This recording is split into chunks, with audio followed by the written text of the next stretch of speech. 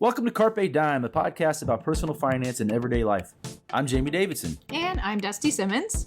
And we're from Financial Center First Credit Union. Thanks for spending your free time listening to us talk about how life and family affect us achieving our financial goals. So today, our topic is keeping up with the Joneses. I have no idea where that phrase came from. Do you? Actually, I do. No. It came from a comic strip in 1913 about a family who tries so hard to keep up with their neighbors. So, I mean, you kind of get the meaning. Well, I mean, what did you have to keep up with in 1913? What, indoor plumbing? I don't know. That's a good question. Indoor plumbing? What? I would love to see this comic strip. They got a now. bigger ice box than you? Indoor plumbing, that's probably it. And it's probably you have to have the nicest hats, the nicest suits, right? Yep. Nicest dress for your ladies. Okay. There you go. Got that. And sadly, now the Joneses aren't just our neighbors or our close friends. It's everywhere. It's commercials, social media. It's reality TV, right? Keeping up with the fill in the blank, right? It's all about keeping up with it. And you know what it does? It sort of sets us up for this idea that we need to do that. And here's the really sad thing about that. That's what our children are seeing and watching, and they think that's reality. Right. And I'm afraid that a lot of the adults out there think it's reality too. But it's not. So Anyway, so what we're going to talk about today is keeping up with the Joneses and what the true cost of that really is. Right. Cost a lot. Okay. All right. Who's doing this part? You are. Oh, yeah. Okay. So, Jamie, have you ever purchased something you knew you couldn't afford just because you saw someone else that you know who had it? Yeah, I have actually. I'm guilty as charged. For me, it was really more in my 20s and 30s when I was, younger. It was really important to keep up with, This message comes from Capital One. With the Spark Cash Plus card from Capital One, you earn unlimited 2% cash back on every purchase and get big purchasing power so your business can spend more and earn more. Stephen, Brandon, and Bruno, the business owners of SandCloud, reinvested their 2% cash back to help build the company's retail presence. Capital One, what's in your wallet? Find out more at CapitalOne.com/SparkCashPlus. Terms apply. Your friends and your neighbors, and I think I've gotten better about that. I try to be better about that, but there's still those times, right? You want that nice new car because somebody else got the nice new car, and I'm driving the car that's paid off, and right, maybe I deserve it, that sort of thing. So yeah, I have. How about you? I mean, yeah, we talked about that a little earlier today, and we both kind of said it really starts when you're a teenager and you start seeing what your friends are wearing or their electronics or whatever. And, for me, and I'm going to really date myself here, but it was, I had to have the Guess jeans, and at the time Nike was really big, and, all that stuff. So, yeah, it starts young and it continues on. I think Nike's still pretty big. Well, I know, but it's like not like Adidas now. I agree with you in the fact that it does start, it started out for me in the teens too. I had to, wear the certain brand name of shirt, to be that person. I had to wear the certain type of shoes to be that person. I actually had the first pair of Air Jordans. Yeah. Oh yeah. Air Jordans. I think what solved my problem with that is I had to pay for them myself, and it took me like 6 weeks to make enough money to pay for them. And then you said, "Whew, that's a lot of money." Well, it's a lot easier if mom and dad were paying for it, right? So yeah, that keeping up with the Joneses seems like it starts there and it just continues on. And we know when you're a teen or when you're younger than a teen, it's the peer pressure. Yeah. But I think that peer pressure continues on through adulthood. Oh, and it probably gets worse, really. Well, it gets more expensive, right? Because nobody else is buying it for you anymore. Right. So we're going to ask you all some questions. We want you to play along at home. So are you guilty of this? And it's the discussion of what people do to try to keep up with their neighbors. Right. The first one is they rack up credit card debt. They purchase things they can't afford using credit cards. Who out there is guilty of this? We're all raising our hands, by the way. Gordon, your hand up. CC's hands up. There you go. Yeah. So are you guilty? Most of us are. What did you find, Dusty? Yeah. So according to Bankrate, 29% of Americans surveyed reported having more credit card debt than emergency savings. And actually, I was kind of surprised by this statistic. I would have thought it would have been higher than that. Yeah, we both discussed that and we agreed with that. We thought 29% was pretty low. We thought it'd be, I mean, what we know about emergency savings behaviors in the United States, I was surprised that it only reported this. So. But yeah, it's a habit that starts out young because we get credit cards right out of college. Right. And, it's dangerous. It's a slippery slope. Some of us get them in college and get in trouble. Yeah. So yeah, I had a friend that did that in college. I think I've probably told you guys about that before. He had 5 credit cards in college and maxed them all out. We'll Yep. talk about that another time. Yeah. What's number 2? Number Dusty? 2. And I think this is one that's probably the hardest. They buy a home they really can't afford. As you know, the highest amount of debt people have typically is their homes. And seeing other people with nicer homes doesn't necessarily mean they earn more. Correct. It's most of us are guilty of it. I think about that when you buy your first house or your second house, especially with the first house. I always think it's hard to tell ourselves that this is just our first house and it is probably temporary. And we're so excited. We go out and we buy that house and we want to keep up with our friends. It's not only about buying the house. It's also about the fact that my friend's buying a house. Right. We were joking about this earlier. It sort of starts with the idea of, well, they're getting married, so we need to get married, right? And then it's, well, they're buying a house. We need to buy a house. And then it's, they're having kids. We need to have kids. And then Right. it just snowballs from there. But yeah, buying that house, make sure if you're buying that house, you buy the one you can afford, because getting into that debt at such a young age can be devastating. It's hard to recover from that. And, it's been so interesting in the last several years because we've been in such a great economic boom that housing prices have continued to go up. And now that we're sitting in the middle of COVID, who really knows what's going to happen with the housing market? So again, coming back to buy within your means, because who knows if one of the first things that will happen is homes will depreciate in an economic downturn. Right. That happens. Luckily they fluctuate, they go up, they go down. I think another part of that is when you're buying that home, remember taxes go up every year and insurance goes up every year. The insurance you get your first year, it's going to go up every year. So make sure you're paying attention to that, because that can get to the point where you become troublesome. Yep. I think a lot of people make that mistake. They can afford the home, but they don't realize that there's going to be another couple $100 a month that's going to affect them from taxes and insurance. And then we also talked about this, you got a new home. What do you want to put in it? Right. Yeah. You got this new home, you got 10 rooms, and now you want new furniture. You want new everything for that room. So make sure you're looking at that too, because that's when I have a class about buying homes, that's one of the things we talk about. One of the big mistakes people go out and do, they go out and put on their credit card and buy all new furniture, and then their credit scores go down and they go try to close on their house. And they can't close on the house because their credit scores have gone down. So make sure you're not doing that. And it's great to buy a house at a young age. Just remember you're doing it for the right reasons, not because Sally down the street bought one. Right. Your friends. Right. So number 3, people that are trying to keep up with the Joneses hide purchases and fight about money with their spouses, or live in denial with themselves. Correct. So in relationships, sometimes you have the spender and you have the saver, and the spender loves to spend and the saver loves to save. And a lot of times the spender hides that from the saver, and eventually the saver finds out. And of course that doesn't go well. Doesn't go very well. You've been lying to me. You've been spending all the money. So that's a very difficult discussion, I should say, not decision. But the other one that's even worse than that is, believe it or not, is the spender-spender relationship where you both are spenders. So there's nobody there trying to keep anybody in check. Mm-hmm. And it's really, it's like kids in a candy store. It's like, yes, this is a great idea. Nobody's ever there to say, this is probably not the best idea. Yeah. So if you're in that relationship, you might want to step back and have a conversation about that. Right, Dusty? Yep. And, the spender in all of this is probably having some real anxiety over the fact that at some point they're gonna get confronted by the saver about what's gonna happen, and they're gonna have to justify either what they purchased or figure out how to pay for it. Which, I mean, it's great because you're really talking about that philosophy of, or not the philosophy, but the psychology of people that spend money. Why people spend. Yes, some people they spend because they are anxious, or because they are nervous, or because it's not always because they want that. That's what they do. That's their way of dealing with other issues in their life. So make sure you're having that conversation and you're not just going out buying things to keep up with the Joneses. It's okay. Yep. And then, what other people do when they get to a point where they can't keep going like this is a lot of keeping up with the Jones people end up filing bankruptcy. Bankruptcy. There you go. That's probably the extreme. That is the extreme, but it happens. But right? it happens. It happens, and we see it happen all the time. How many times do you see that with celebrities where they're filing bankruptcy because they could, the millions they're making, they can't keep under financial control? I'm not going to comment on one person that's a celebrity that company declared bankruptcy numerous times, but we all know who that might be.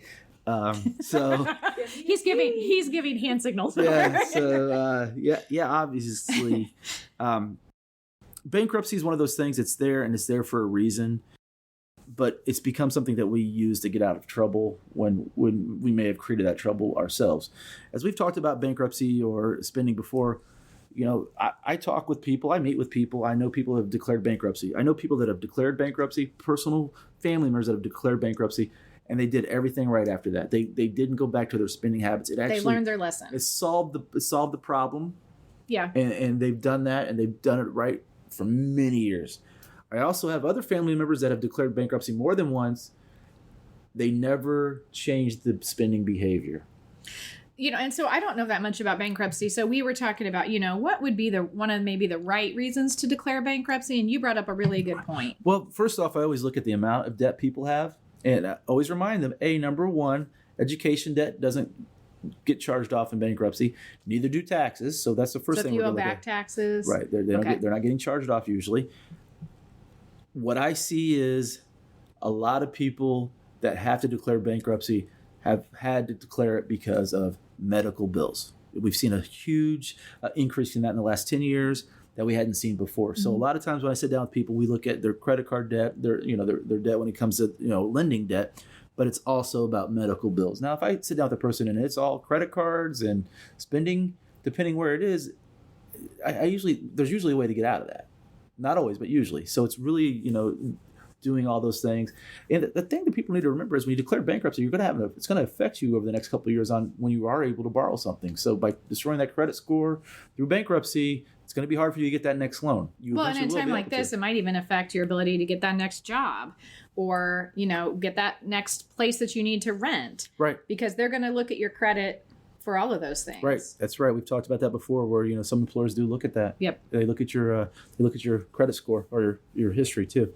So what's next? We're going to talk about how the economy affects our ability to keep up with the Joneses.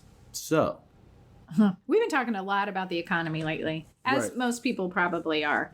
But my question to you was, if I'm already living beyond my means, does an economic downturn create even more of a snowball effect for someone who's living like that related to overspending or?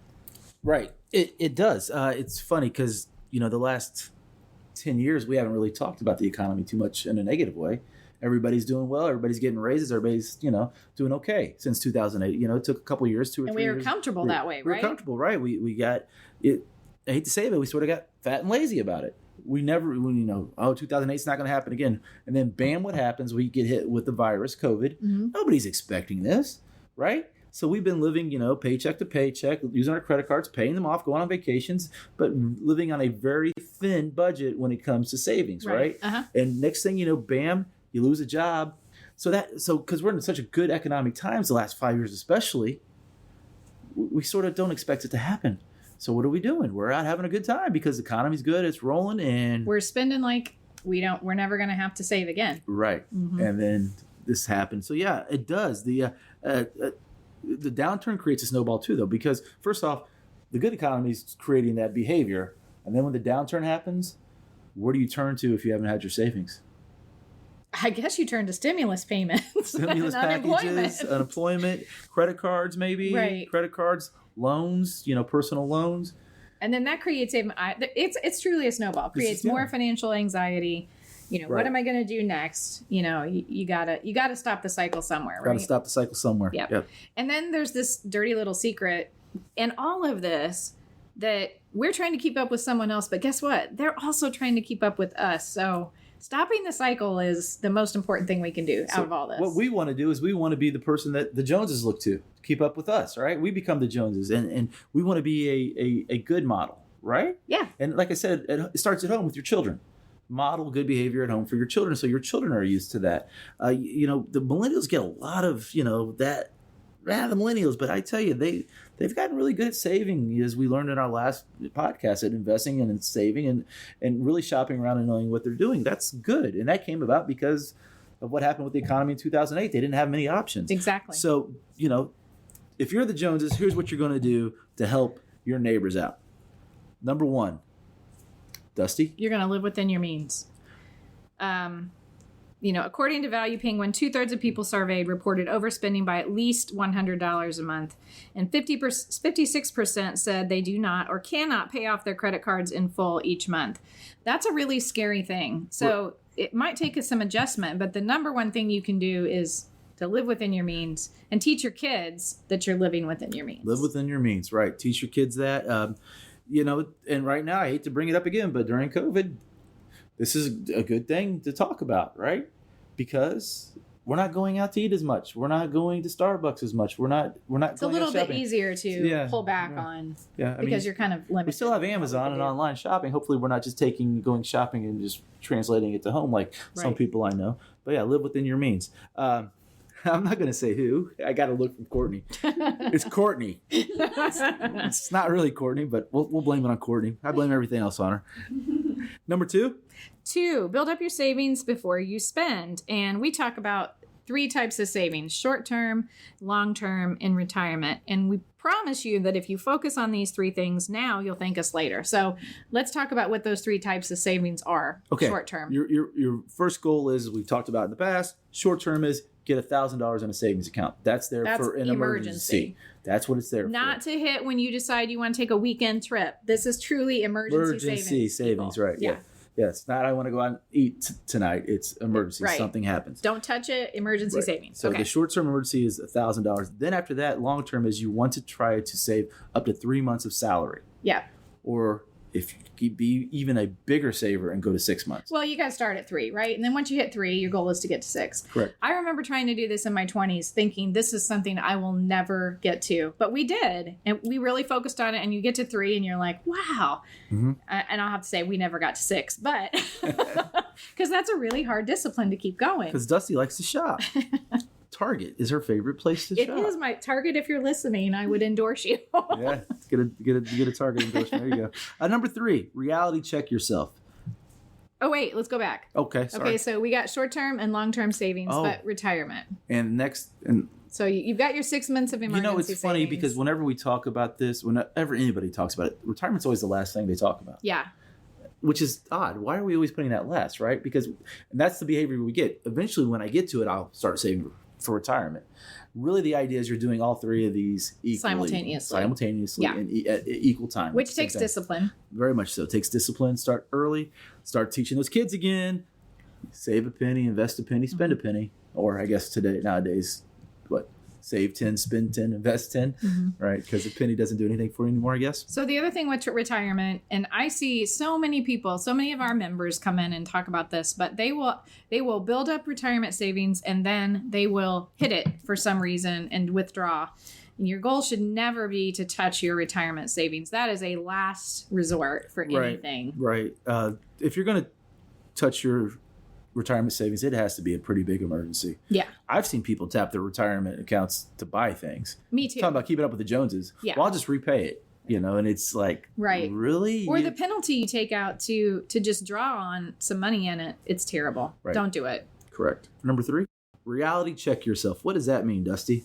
Okay. So reality check yourself. I think this is a really good one, just in the play on words, because reality TV and everything that we see on social media, not reality, right? This is not how real people live. So to reality check yourself, you should really take a look at your income, your budget, your savings, and your discretionary income, and be okay with who you are. So you're telling me all those real housewives of every city aren't real people doing real things? Well, they are real people, but they're paid to have those situations. That's their job, right? That's their job. That's their job. That's not their brand. That's not their life. That's their.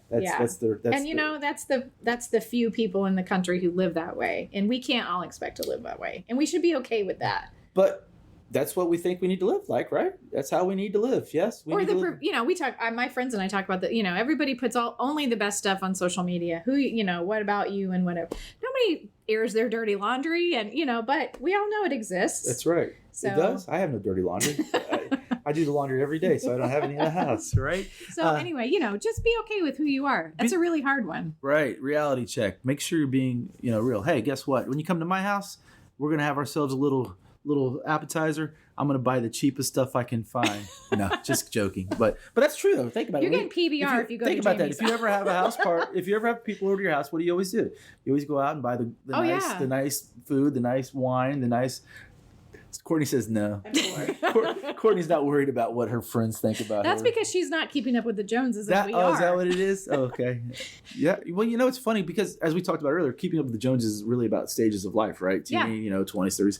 It's funny because I swear I'd never be this guy, but I'm trying to keep up with my neighbors with the yard thing. Oh, the lawn. The lawn thing, right? You got to have the lawn perfectly green. He talks about this all the time. Oh my God. I'll tell you I'm mowing. You're like, you're mowing again. Why are you mowing? Because I've got to keep up with my neighbors. I'm never going to have the best looking yard in the But you're certainly not going to have the worst. I'm not going to have the worst either. That's exactly right. So my keeping up with the Joneses, I guess, is lawn yard care. work. Yeah, lawn care. Right. At least that's not super expensive. So anyway, reality check that, Jamie. Yeah, reality check that. Should I get the watering system? Oh, no, those are super expensive and they break all the time. My dad has one. I have one too. It's broke. Oh. See? I've been cheap. I won't pay to get it fixed. Okay, so moving on to number 4. Yeah. Have a real conversation with your family about living a simpler life. And you know what? If you've been keeping up with the Joneses for years, this is probably the hardest thing to do, right? Right. I got to tell you, growing up as a kid, my parents were pretty good about this for the most part. Life was pretty simple. I remember when cable came out, we weren't the first we weren't the first household. I didn't have cable till I was you in lived my in the 20s. middle of nowhere. I didn't have a cell phone till I was in my 20s either. Well, yeah, I didn't either because they weren't around yet. I just dated myself, didn't I? Yeah, I you didn't sure have did. a cell phone. That's keeping up with the Joneses too. That's so real conversation. In my household, it was simpler because that's just the way it was. We couldn't afford it. We took us a while before we got cable. There's this great thing came out called cable, and it had this thing called MTV. And I had to beg and beg and plead and plead and plead and beg and plead. We got it, and that's a great thing, right? Mm-hmm. But it was simpler then. It's really funny because I found ourselves recently doing more of those simple things as family members, like doing puzzles together, playing games. Cards, playing games. Yep. And, that's how it can be. And I think we were going to talk. Simpler life doesn't necessarily mean a life that you don't enjoy. Well, right. We were talking about vacations earlier today, Yeah. right? The idea that you've got to, first off, spend X amount of dollars to go on vacation is ridiculous. Now, the other thing I've seen ridiculous lately is where we see it in my household is everybody else went on fall break vacation, so we need to go on fall break vacation. Do you see that in your neighborhood as well? Oh, yeah. Every break there's a vacation, yes? And then for mine, it's like, oh, so-and-so's going out of the country. Well, yeah. We should go out of the country. Yeah. Why can't we go out of the country? Talk about Do we not privilege. have any money? Right. Are we poor? No, we're not poor. We just don't go up to Europe because it's expensive and we're not going to live on credit. But it's true though when you think about it, because then what happens? We're talking about Keep Up with the Joneses. They go on the vacation. We all find out how because they post it where? On social media. Social media, and now all of a sudden our children think that's what's required in life to be happy, and it's really not. Believe it or not, it's really not. It seems like it is, but it's not. Yep. So we have 4 little pieces of advice for helping you live a little bit simpler.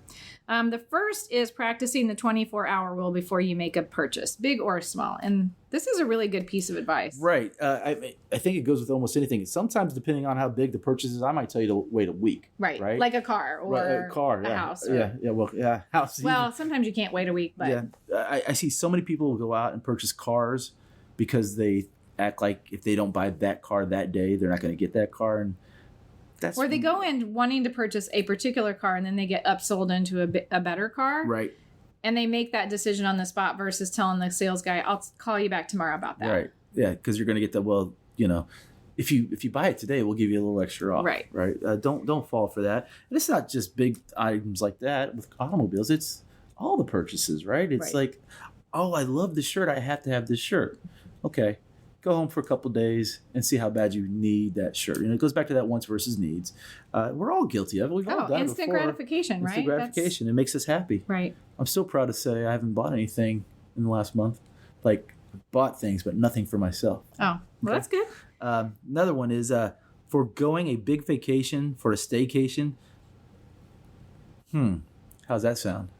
That's a hard, when COVID hit, we were supposed to go on a big vacation and really bummed we didn't get to go. And now we're debating, are we going to try to still do that? Or should we do something on a smaller scale? And, leaning towards smaller scale, but that's a hard one to swallow because you feel like you work so hard for your money and you should get to enjoy it. And So that's a tough one, especially if if you're seeing your income affected by COVID or something else. Just the economy. You should you need to maybe step back and go, we were going to do this, but instead we're going to do this. We're going camping. Stop eating out for a month. Oh, I couldn't do this. I couldn't. I don't think I'd survive. But we joke about it, but I don't think I could either. I don't eat out a lot, but man, I go out and we buy pizza. Yep. Take out pizza. Take out pizza once a week. That's like sort of like our thing. Yeah, let's get pizza tonight. Yeah. That's our break from cooking, and and I love my takeout pizza. I love it. You guys know me. I love pizza. So if you ever want to give me something, send pizza anywhere. Giacomo's. Shout out to Giacomo's, Ale Emporium, Marco's, Jets. There's very few pizzas I will not eat. So there you go. And then lastly, commit to 1 day a week where you don't spend anything. And I really thought this one was interesting at first until I thought about the fact that pretty much every day I spend money on something. And that's even like I'm paying a bill, I'm getting gas, I'm eating out, whatever, so 1 day a week, and I pick Sunday. I'm going to do Sundays. Well, you tend to get gas when you eat out, Dusty. I meant that kind of oh, boy. That's a terrible joke. Ha, ha, ha. That was a great one.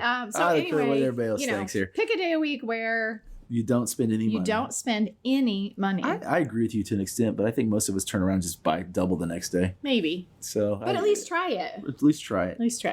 That goes back to the whole spending journal thing where, you write down what you spent your money on so you know what you spend your money on, right?